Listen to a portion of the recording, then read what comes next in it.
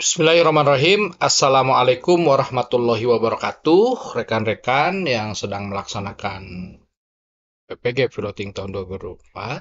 Setelah melaksanakan proses pembelajaran selesai modul 1, kita akan dihadapkan pada post test ya. Post test di modul 1.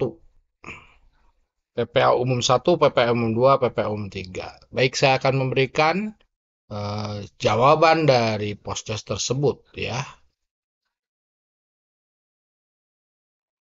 Nah, ini adalah soal dari postes PPA umum 1.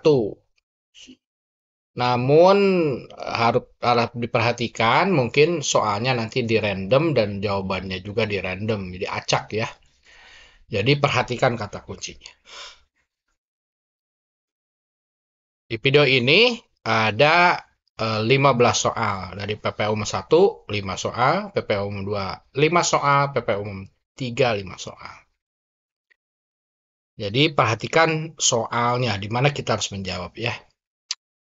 Soal pertama, Anda mengampu mata pelajaran PJOK dan akan mengajarkan materi tentang permainan bola voli yang menuntut penguasaan pengetahuan dan keterampilan.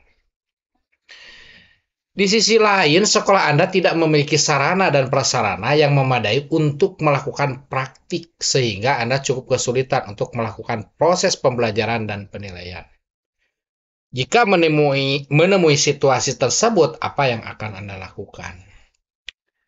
Nanti dipilih di pilihannya yaitu membuat panduan observasi yang dapat digunakan semua guru PJOK meskipun sarana praktek di sekolah terbatas. Jadi kalau ada kata PJOK, di sana kata kuncinya adalah membuat panduan observasi yang dapat digunakan semua guru PJOK meskipun sarana praktek di sekolah terbatas.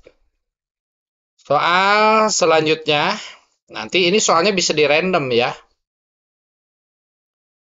Anda akan mengajarkan salah satu cabang olahraga atletik, yaitu lari jarak jauh. Pada kegiatan praktik, ada beberapa peserta didik yang menyatakan tidak sanggup melakukan kegiatan tersebut dikarenakan baru saja sembuh dari sakit. Ada pula yang menyampaikan bahwa mereka belum sempat sarapan. Tindakan apa yang Anda lakukan sebagai guru mata pelajaran PJOK di kelas tersebut? Jawaban yang tepat adalah memastikan kembali kondisi setiap peserta didik sebelum menentukan jarak lari yang dipraktekkan.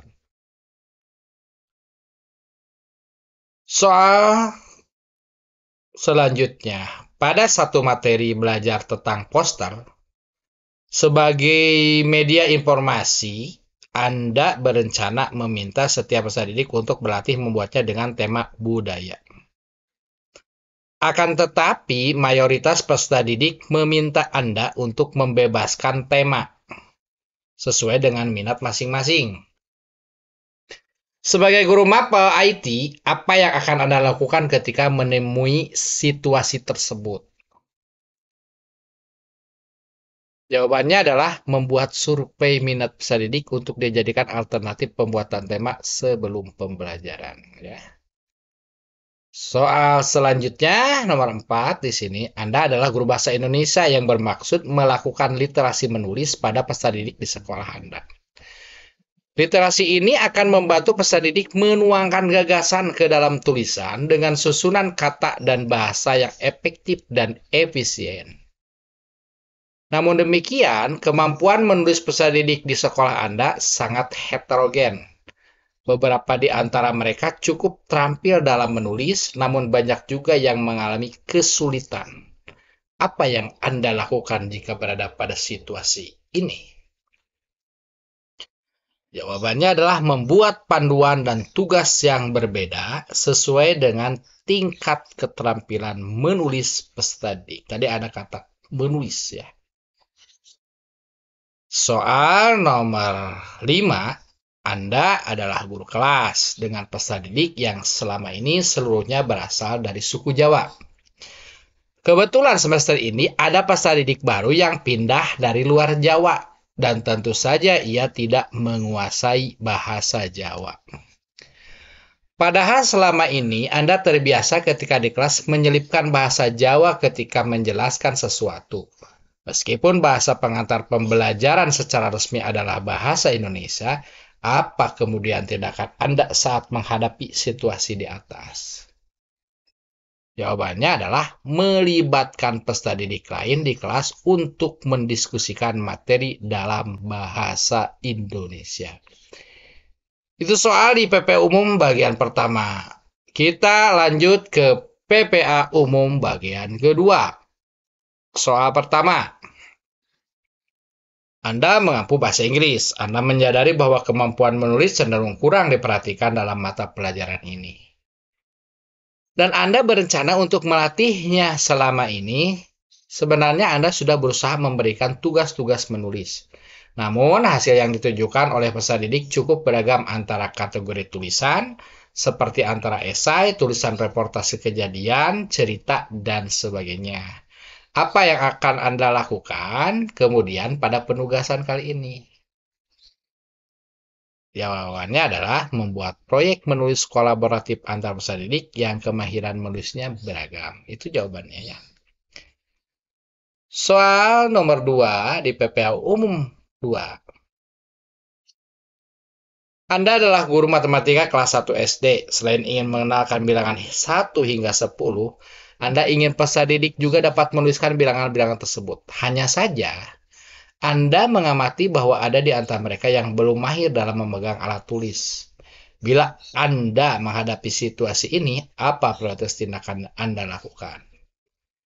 Jawabannya adalah membedakan target kompetensi dengan mengidentifikasi kemampuan motorik halus peserta didik. Jawabannya itu ya, membedakan target kompetensi dengan mengidentifikasi kemampuan motorik halus peserta didik. Soal nomor 3, selama 5 tahun terakhir Anda adalah guru kelas tinggi.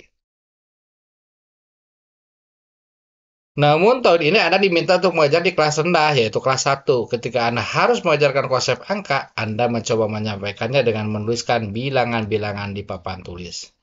Namun, para peserta didik tampak tidak ada yang memperhatikan dan bermain sendiri-sendiri. Bagaimana Anda mengatasi kejadian tersebut?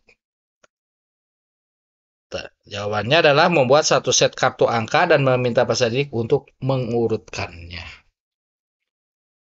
Anda adalah guru bahasa Inggris di sebuah SD.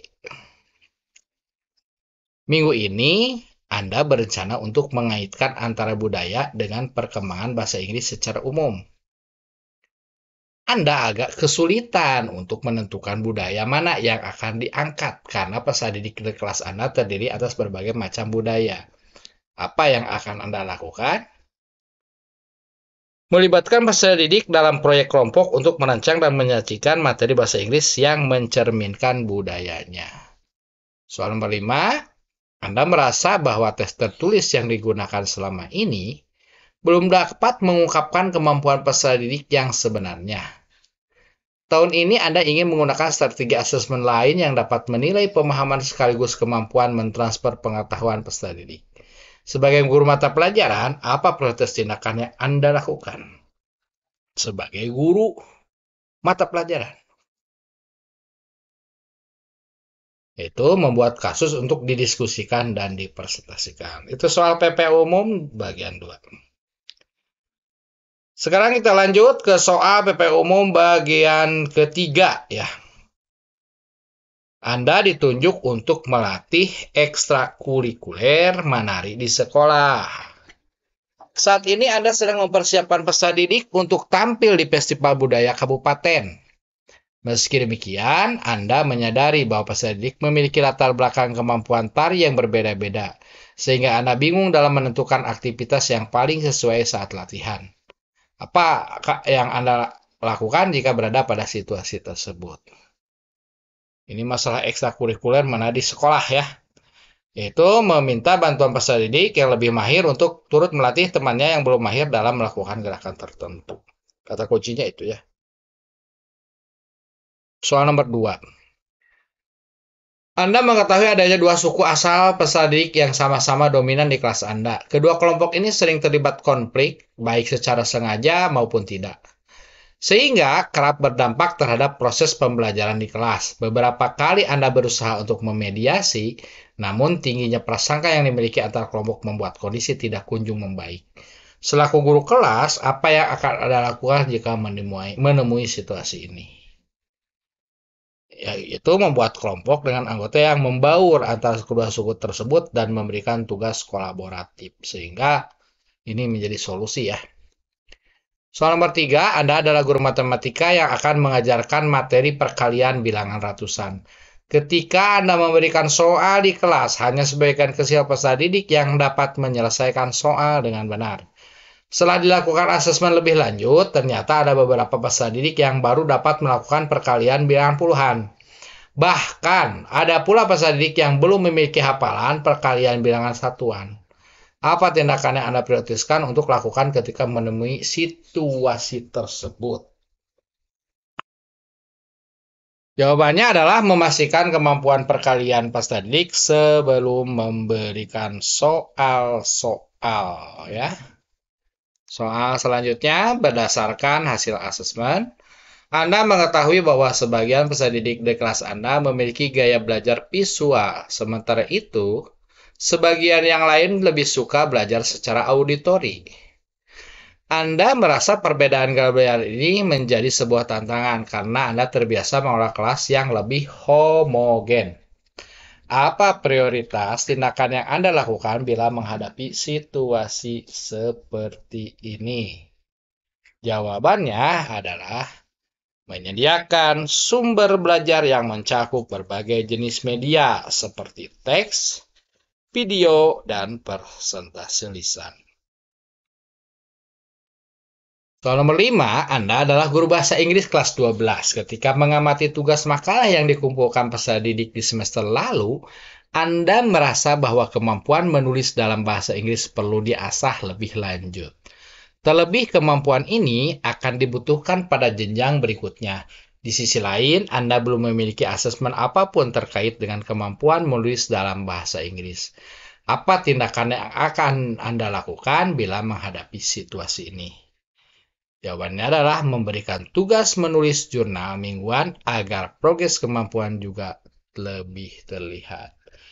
Itu saja Bapak Ibu semuanya. Semoga jawaban di ini bermanfaat bagi Ibu Bapak semuanya. Jangan lupa kunjungi channel saya Alit Sunardi. Yang belum like, silakan like, komen, share, dan jangan lupa tekan tombol loncengnya. Terima kasih. Assalamualaikum warahmatullahi wabarakatuh.